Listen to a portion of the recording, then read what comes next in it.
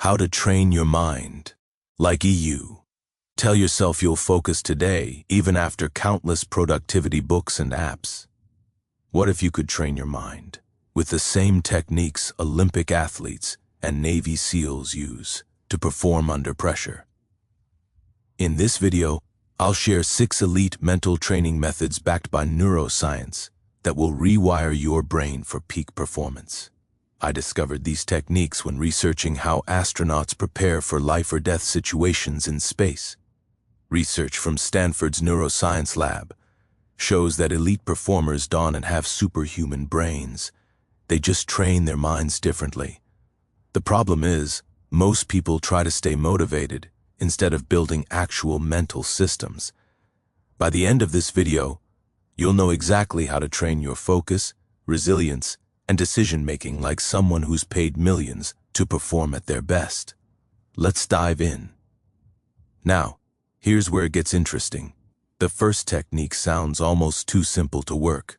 Tactical breathing, specifically the box breathing method, is a 4-count breathing pattern used by Navy SEALs before high-stakes missions. You breathe in for 4 counts, hold for 4, exhale for 4, and hold empty for 4. It's called a physiological reset button because it literally changes your nervous system state in under 60 seconds. Research from the Department of Defense found that this breathing pattern activates your parasympathetic nervous system, which is your body's natural calming mechanism. Here's what's fascinating. When you're stressed, your brain enters survival mode and shuts down your prefrontal cortex, the part responsible for logical thinking and focus.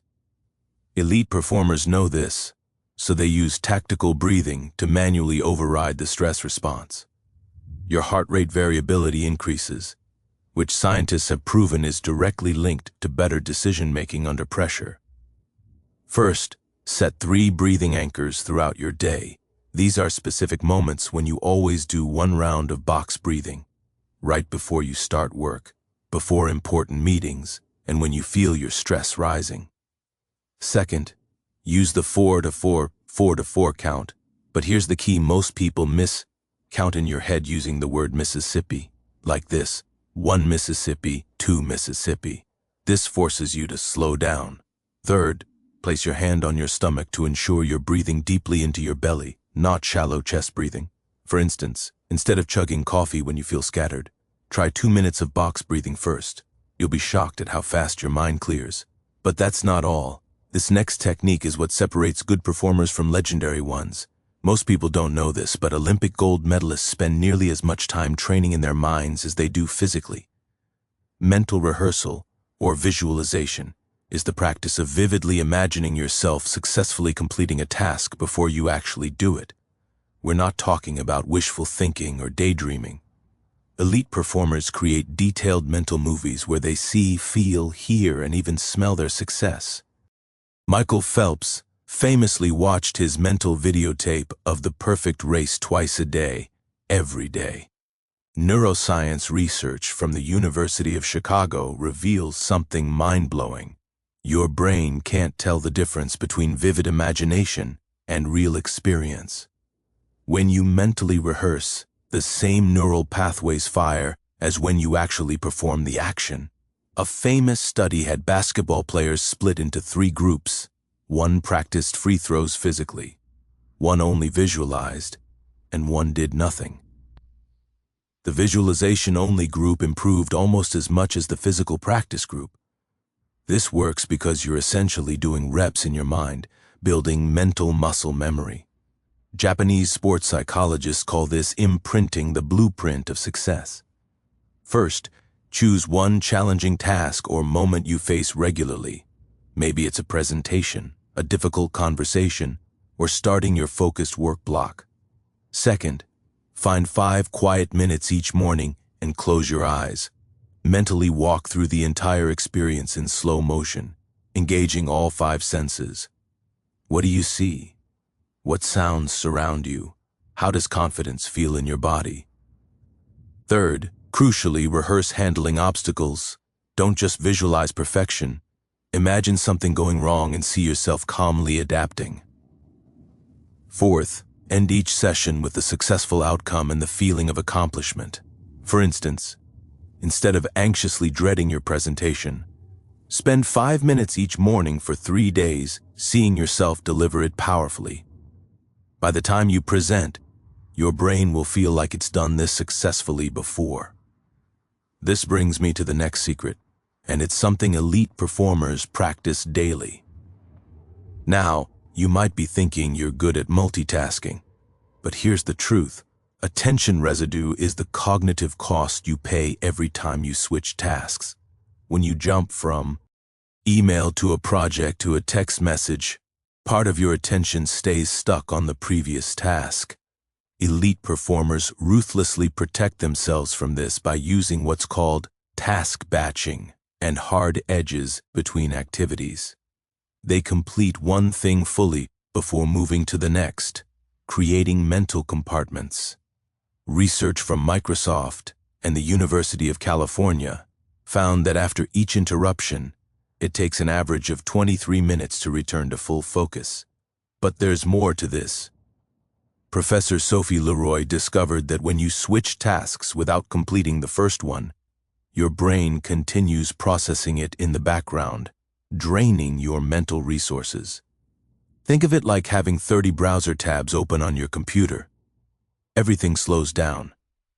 Elite performers understand that focus blocks of single-task work produce exponentially better results than scattered multitasking. This is why surgeons don't check their phones during surgery, and why chess grandmasters enter flow states by eliminating all distractions. First, audit your day and identify your switching triggers. These are usually notifications, open tabs, or visible to-do lists that pull your attention. Second, create 90-minute sealed work blocks where you work on exactly one thing. Turn off notifications, close your email, and tell people you're unavailable. The 90-minute duration matches your brain's natural ultradian rhythm. Third, between each block, take a complete 15-minute break where you physically move away from your workspace. This signals to your brain that the previous context is complete. Fourth, use a simple closing ritual like writing done, task name to create psychological completion. For instance, instead of bouncing between 5 projects all morning, choose one, set a timer for 90 minutes, and give it your complete attention. You'll accomplish more in that single block than most people do in a full day of scattered work. But wait, there's more to this. The next technique might be the most powerful of all. This next one is crucial, and it's something Navy SEALs do in training that changes everything. Stress inoculation is the practice of deliberately exposing yourself to controlled discomfort to build resilience. Just like vaccines expose you to small amounts of a virus to build immunity, elite performers regularly do hard things on purpose. This includes cold showers, intense workouts, uncomfortable conversations, or voluntarily taking on challenges slightly beyond their current ability. The key word is controlled. You're choosing the stress, not being ambushed by it. Neuroscience reveals that your stress response system is trainable, just like a muscle. Research from Yale's stress lab shows that when you voluntarily face challenges, your brain learns that stress is manageable and that you can handle discomfort. Over time, your threshold for what feels overwhelming increases dramatically. Here's the fascinating part. When astronauts train, they're repeatedly put in simulated emergencies until their nervous system stops treating those situations as threats. Their brains literally rewire to stay calm in chaos. Japanese martial arts philosophy calls this tempering the spirit through hardship. Each time you choose discomfort, you're teaching your amygdala, your brain's fear center, that you're capable of more than you think. First, start with micro-exposures. Pick one uncomfortable thing you can do daily in under 5 minutes. The classic is a cold shower. Start with the last 30 seconds cold, then gradually increase. Second, adopt the one hard thing per week rule. Choose something that makes you nervous but isn't dangerous. Speaking up in a meeting, trying a new skill in public, having a difficult conversation you've been avoiding. Third, during these moments, practice staying present rather than escaping. Notice the discomfort without judging it. Say to yourself, "This is uncomfortable and I can handle it." Fourth, keep a resilience journal where you write down each hard thing you did and how you felt after. You'll build evidence that you're stronger than your comfort zone suggests. For instance, instead of only doing things you're confident about, deliberately seek out situations where you might fail or feel awkward. That's where the growth happens. Now, let's talk about something even more powerful that elite performers do every single day. Here's what most people get completely wrong about peak performance. Elite performers don't just train hard, they recover harder. Recovery protocols are systematic rest practices that allow your nervous system and mind to rebuild. This includes strategic naps, digital detoxes, nature exposure, and what researchers call psychological detachment from work. LeBron James reportedly spends over $1.5 million annually on recovery.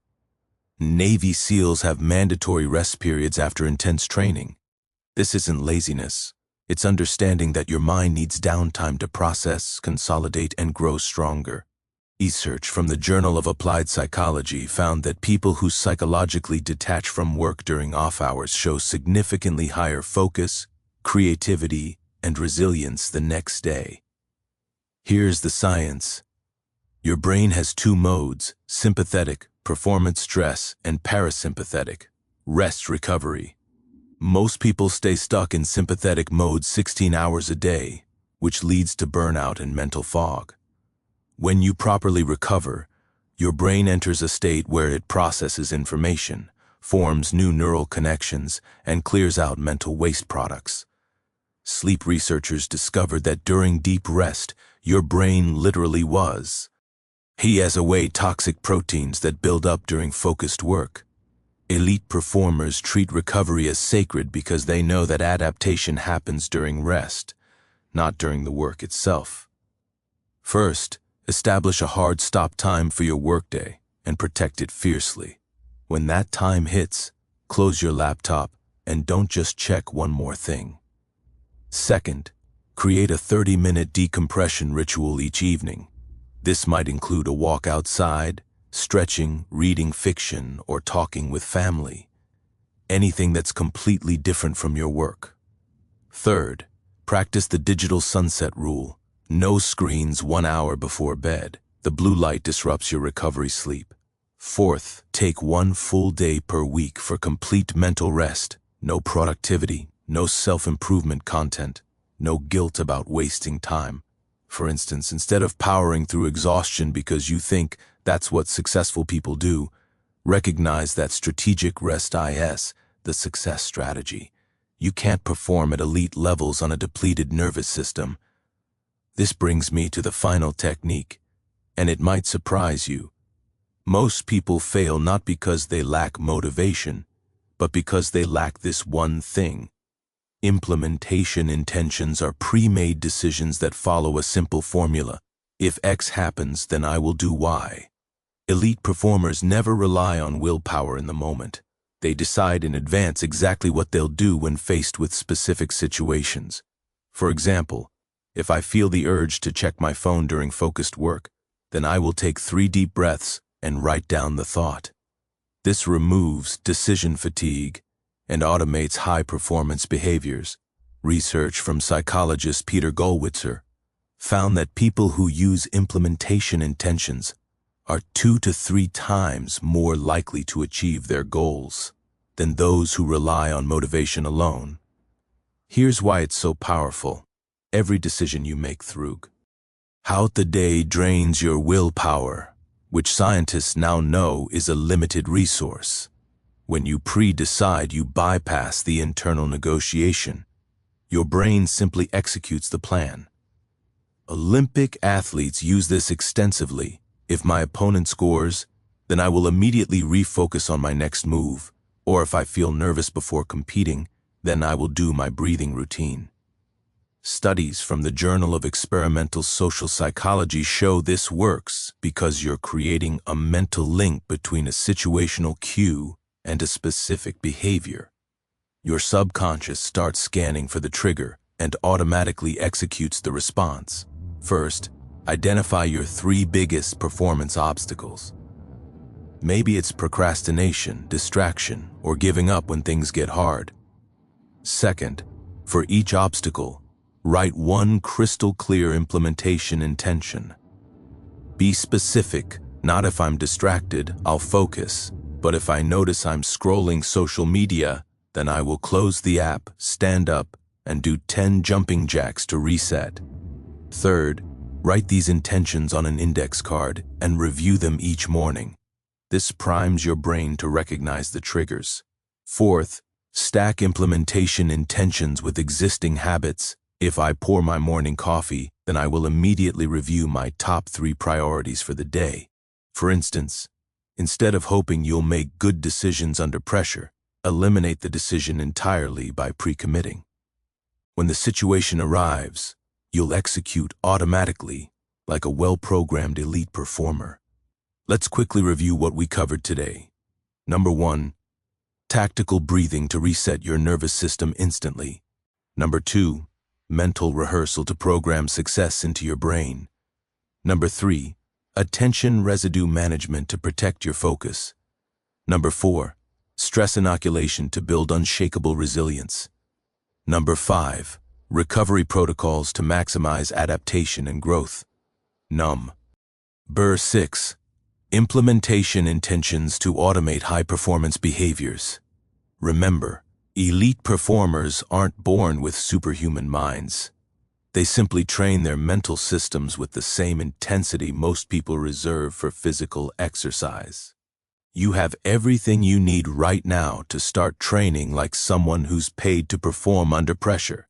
The only difference between where you are today and peak mental performance is consistent practice of these 6 techniques. Don't wait until you feel ready or until life gets less stressful. Start with just one technique today. Pick the one that resonated most. Maybe it's box breathing or implementation intentions, and commit to practicing it for the next 7 days. I promise you, 1 month from now, you'll look back and realize your mind works completely differently. If you found this helpful, hit that like button so more people can discover these elite mental training techniques. Subscribe for more neuroscience-backed performance strategies like this. Drop a comment telling me which technique you're going to try first, or share your own mental training method that's worked for you.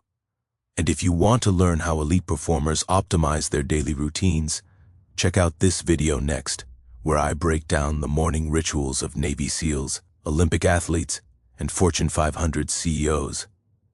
Thanks for watching, and I'll see you in the next One Light Performers Do.